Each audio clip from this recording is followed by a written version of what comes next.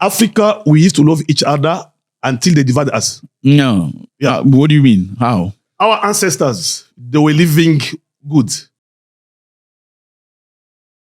So the other day you said to me that traveling was very, very important component of your life. Yes. And you say that traveling really helped you in many ways on growth and stuff, on how to develop as a human being and learn from other people's culture. And I want you to go a bit deeper on that. Why has traveling been so great for you? Why would you recommend an African person to travel and leave their country, go to the next country for a couple of years, if possible, sometime at least, and develop? Yeah, I learned a lot through traveling. So according to me, going outside of my country, I couldn't be as I am today. Okay. Today I can speak English, even though it's not fluent, as people expect me to be. But it's through my traveling which make me to learn English. And it's not just English, it's also your business, Today I can speak Portuguese, human rights acumen, and then Japanese. Oh, you speak Portuguese? Yes. And Japanese? Yes, Japanese. So I studied abroad. So, and then I learn different culture. Yeah. And when you learn different culture, make you to be open-minded person and you tolerate one another. You think learning... And then they get things which I don't understand now. Now I don't love my country anymore. So the more you travel outside, you fall in love with those countries which you stay for so many years. So that's why you see many people when they travel, they don't go back anymore. You don't love your country anymore? I can't say I don't love my country anymore, but I feel a citizen or where I am in my country. Isn't that a problem? Many people would find it very difficult that a person will say, I don't love my country anymore. I mean... Yeah, I must be honest. Maybe the word love is a bad word to use, but I don't feel connected anymore. What I can say. You don't feel connected. And we're trying to be very honest here. You don't feel connected. How long have you been away from your country? 25 years. 25 years? Yes. Which is understandable in some case or not? What do you think? Do you think it's understandable that when somebody spends 25 years outside the country, they get more connected to the next country than their own country? You let me know how you feel about that. But then my idea here is not, would you recommend somebody to go like you 25 years? It depends. On what? I never choose to spend 25 In 25 years, did you go back to your country and return or not? No, I never go. You have not gone in 25 years and you don't want to go back? Yes. You want to stay where you are? Due to some personal issue which I can't disclose. Okay, what are the reasons? Did you find love in a new country? Did you find a family? Or you must have. Of course. You found love? Yes. Okay, so what don't you like about your country? Is it the people? Is it the behavior? Is it the way the system is run? Is it the government? It's the way for not to be connected. Yeah. You know how many soccer players, those who was born in Germany. Yeah. Okay, lads, I was reading, there's a boy, South Africa. The father's from Nigeria. Yeah. The mother is from South Africa. But he chose to represent Bafana, and they play with Lesotho. Yeah. And that boy, when he say, this is the things I cannot explain, I feel more South African than Nigerian. Isn't that because he grew up in South Africa? Yes, so that's what I mean also, it goes like that. Because you spend most of your time, your childhood, I can't say your childhood, or your youthhood in a certain country. So you left your country very young and you spent 25 years somewhere else. And you feel more connected to other countries than you feel. Have you been a good citizen to that country? Of course. No crime record? I don't have any criminal record. Never been to jail? Anybody can be in jail in many things. You understand? Yeah. You can be arrested because maybe you pee on the street. Okay. So with regard to that kid you said in South Africa, whose father is Nigerian and mother South African, I don't know. I've never heard of the kid. Yes. Well, don't you think his case is different because his father is Nigerian, his mother is South African. So whether it's Nigeria or South Africa, it still belongs. Compared to you left your country, you went to another country. Your father is not from that country. Your mother is not from that country. So you saying you don't like where you came from another place, it's a bit difficult. It's not the same case. I don't want my people to hate me. I don't say I don't like. Yeah. I don't feel connected. You don't feel connected? As before because... Yeah, you've lost connection. Yes, I lost connection. Okay. But I still love my country. Okay. Okay. Thank you for correcting that. You still love your country, but you don't feel you've lost the connection. Yes. Because wherever you went, what was it? The mentality is different? The things are different or what? No. The more you stay in a place and the more you become familiar, you become connected. You integrate. And the more you lost, contact with other people. And I also agree with that because I believe many people in your countries, when people come, you want them to learn your language, right? You want people to learn your language, to understand your culture, to respect tradition. And I believe that's what you've done all along. On the other side, you may look at him and say, oh, how can you lose connection with your own country? What kind of a human being you are? But then on the other side, when it comes to your country, you expect him to learn your language, to understand your tradition, to live by the rules. Now, if he lives by the rules and speak your language for 25 years, can he not start losing something? I mean, this is something interesting. It's like for somebody that plays the piano, I played the piano since I was a kid. I was about 12 years old. I even played for churches and stuff. Like, they used to call me over to different cities to go play. I was so good. I'm very good at everything I do. And why don't you become a singer? Because I can show you the skills. Okay, we'll talk about that just now. I've actually got a song coming up, okay? Just so you know, I've got a song coming up. It's done. It's serious. It's going to be banging. It's going to be out on the 13th of this month. We are in September 2025. So keep an eye on it. Arrête. Ne me touche pas. J'en ai rien à foutre. Calme le jeu. Éteignons le feu. Okay. Anyway, yeah, no doubt about that. Music video, big stuff. Anyway, so what I'm saying is, as a child, I used to play the keyboard. As time went, I stopped playing the keyboard. I wasn't playing anymore. You know how you have to play, but you don't practice. But recently, I had a keyboard. I was trying to play, and I couldn't play. I know what I need to do, but I couldn't do it. So it's the same thing. What you don't use, you lose. So if you don't use your culture, if you don't go back home, if you don't go visit your ancestors, your village, you start to lose. Okay, so either way, I think there's goods and negative. When you go to foreign lands, you learn about them, you develop your mind, you want to integrate into the society, especially if you marry one of them. Then don't lose connection to your country because that's where you came from. No, yeah, but that same apply also for colonizer. Let's say, for instance, South Africa, there are Dutch people who came as colonizer. Why they never go back? Okay. They never go back. It makes sense. And they don't judge them. Yeah, you don't judge those. You don't judge those. They only judge a black person who will never go back. Yeah, but you understand? But you must remember those Dutch people. Even in Zimbabwe, whether it's Dutch people in South Africa or British people in Zimbabwe, they were born in Zimbabwe and South Africa. You were not born there. Yeah, and they still have their grandmother who came before they were born. Okay, so you think people will judge more an African for doing that than a white people? Yeah, I'm telling you, because more than 7% of those white people, they never go back. Even though they were born there, but they got their roots of ancestors. Sure. And most of them, they'll tell you, ever since I came here, I never traveled back. And other white, you tell me all South African white people, they ever go abroad, like in Australia or in Germany? No, they don't care because they get connected to Africa. They like the weather, they like the food. They call themselves African. Yeah, and they feel at home. So it makes sense. Home, of course. Absolutely. And what other things have you learned from traveling? I mean, I think traveling for me personally has been a great experience because you get to learn other people's culture, other people's tradition, their way of living, their food. It opens your mind. I think it's very important. And traveling, I'm talking about not just going to Europe or America. I'm talking about Africa. Going to the next African country has been very beautiful experience for me because then you understand one thing. That's my father taught me when I was young. He said to me, I remember, how do you get to 10? You know, what digit plus what digit equals 10? And I will very quickly say 5 plus 5 equals 10. And he goes, yeah, congratulations. You got it right. But did you think about 9 plus 1? Did you notice that 8 plus 2 equals 10 too? Yes. 7 plus 3 equals 10. 6 plus 4. You know, it's not just because you learn that 5 plus 5 equals 10. Does it mean that that's the only way you get to 10? There are many ways to get to 10. So this applies in the way you see life. Just because you learned in your tradition, you do things this way and that way, does it mean that's the only way to do it? I think moving abroad is a natural culture for everybody. Remember when we were kids, you go to a neighbor, friend, the neighbor house, and you spend like the whole day there. Yeah. While your father is rich. But you go to a poor neighbor playing his as a kid. Because you cannot be in the comfort zone all the time. So that's why people can migrate to go to another country. Even though in their country, they are doing good. Because the first video you asked me, why should you leave your country and go to another country? So it's a human nature, which we cannot control. It's an instinct which we cannot control.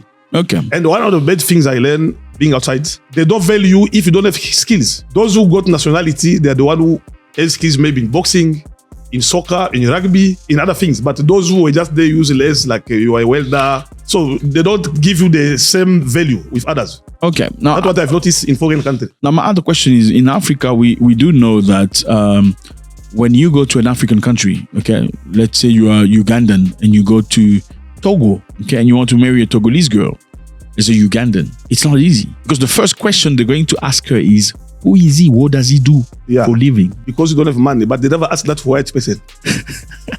They will tell you in our culture, we don't marry this culture. Yeah. But they know any white person has money. So since the money involved, and you say that white person don't have anything in Europe. He was a cleaner, but since he came and you end up marrying an old man marrying a 20 years old girl. So there's an inferiority complex among a lot of Africans. Because African, we know every white person has money. Because they feel like I'm white telling people you. are superior. Yes. You know, it's very easy, very easy for a German person to come and marry a Kenyan woman than a Beninese person to marry. A black woman would be ashamed to be married to a 85 years old black guy rather than a 85 years old white man. So a black woman would be ashamed to marry a 85-year-old black man, but will not be ashamed to marry a 85-year-old white man. Yes. Well, okay. And they won't judge that person. I know that it's a bit generalizing, especially if he's got money. What if he? I mean, yeah, I know it's a bit generalizing, but that's the reality. In Africa, we are that is our mentality, and ways to change that.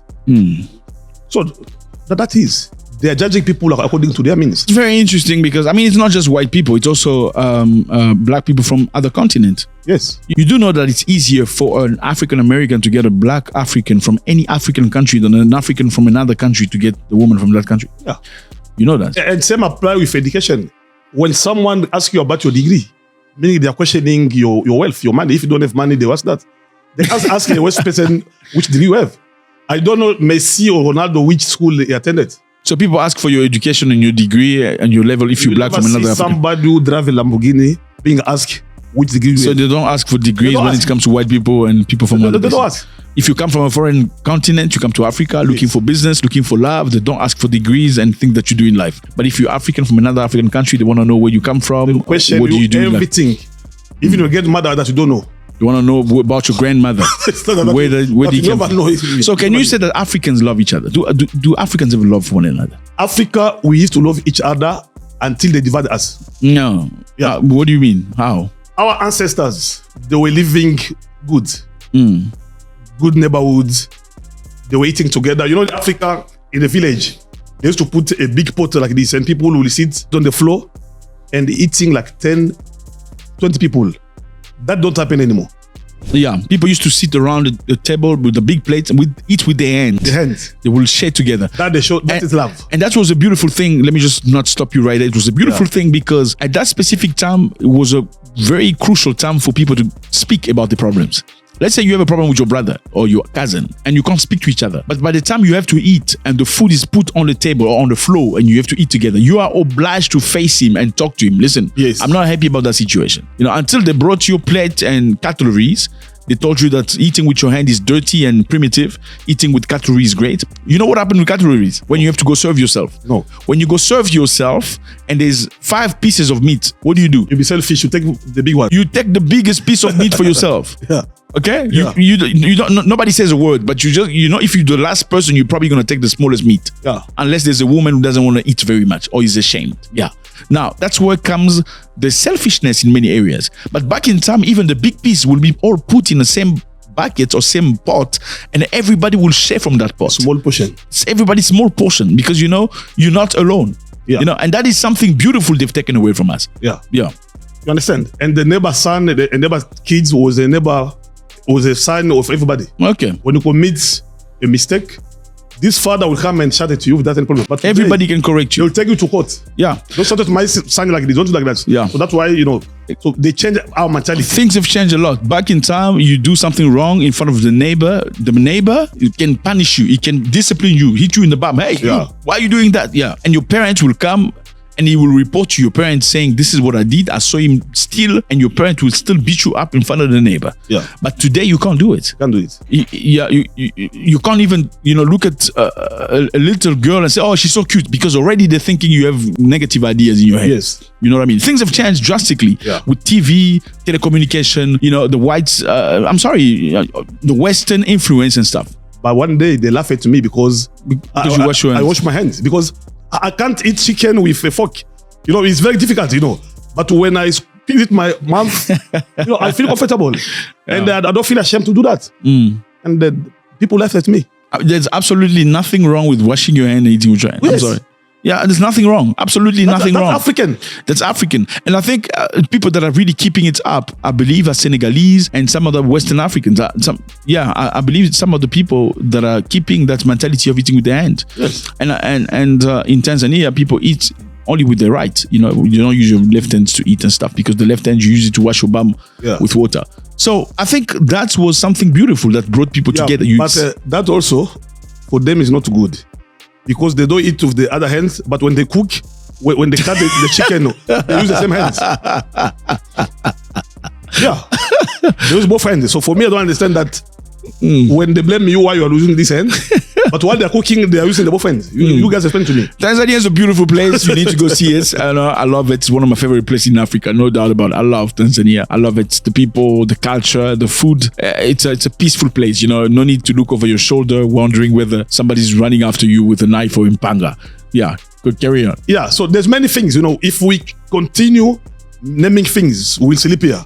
So African, we were great community until we get divided. Now, should Africans start going to each other's countries and go staying over because things are not running well in their countries? Of course. Why? Of course. Africa must be one country. Why should Africa be one country? We're still poor and we're still asking each other visa. So you don't. What nonsense is that? You don't think before Africa becomes one country, there are many problems to be fixed? Because you must remember, communities create trends and ways of life. When you live within a community for a long time, you start mimicking each other in a way of life. Okay? That's why you say these people have anger issues. Okay, I'm not going to name nobody. We all know people that have anger issues. Okay, they get angry very quickly. We all know in many countries you find them. We also know communities of people, a tribe. You have a tribe in your country, people get very angry very quickly, right? Yes. Exactly. You have a tribe in your country where people love money a lot, right? Yes. Is that stereotypical? No, it's not, because the majority of people actually really like money. Because the majority of people in the other tribe are actually very violent. Okay? You have a tribe in your country where people are very passive, very calm, very loving. Yes. That's what I'm saying. Communities create trend, and all trends don't necessarily mix very quickly. Yes. So saying Africa should be one country is a beautiful idea, but there's a lot of work to be done. Because if this trend and this trend don't go along well, and you come here, you're going to have people clashing all the time. Yeah, but when I say Africa must be one country, I'm wrong to say that, because it used to be one country. You know, let me take this away. Different community is like relationship. You have 10 friends. This friend got his behavior, other got his behavior, but you're still accommodating all of them to understanding each other. And that is come also in terms of nationality. Someone can be Nigerian, although you don't get along in terms of behavior, but as long as a friend, you tolerate him in one way and another, and you stay together. So you cannot prejudge that it cannot happen because many people got different behavior. It is like in the family, you are 10, everybody got this behavior. So do you respect of your brother because they are doing this, you are doing this? How many are you in a family? Many people. So all of you are having the same behavior? And me, I want 11 babies. 11. 1, 2, 3, 4, 5, 6, So 11. same apply also in relationship when it comes with neighbors and friends. Now, if you have a brother... Nobody's perfect. Okay, well, what if you have a brother who's a criminal, or your brother that takes women by force? Are you still going to consider him a brother? If he's a brother that starts taking people by force in your family? Even that criminal brother, he has his kids, when he came, he buy them bread and they eat at home. A lion never kills a lion. That's for his kid. Again, that is for his kid. A lion never kills his kid. Well, a lion can never be good to the wolf or to the buffalo. That's what I'm saying. So you can't come in my country and create nonsense, mayhem, problems, rape, violence, and expect me to like you because you're African. There must be boundaries. Unfortunately, when you come in someone's house, when you commit things which is not accordingly, they will blame you. And you can't come to somebody's country trying to tell them they're stupid. I'm smarter than you. This is what some people do. They go to other people's country and tell them they are mumus. I'm smarter than you. You can't do that. Even if you're smarter than them, then you must hide it, or at least teach them in a way that is loving if you want them to get better. You know, it's like you come to somebody's house, it's dirty. You can't say, why is this house so dirty? Why? How do you live like cockroaches? But you don't have a house, my brother. Okay, you're out. What you do is you come to somebody's house, even if it's dirty, you go like, okay, come, let me show you something. You see, you can treat this well. You can wash this way. You see how we wash? You're washing the dishes. You see, this is easy. Please try.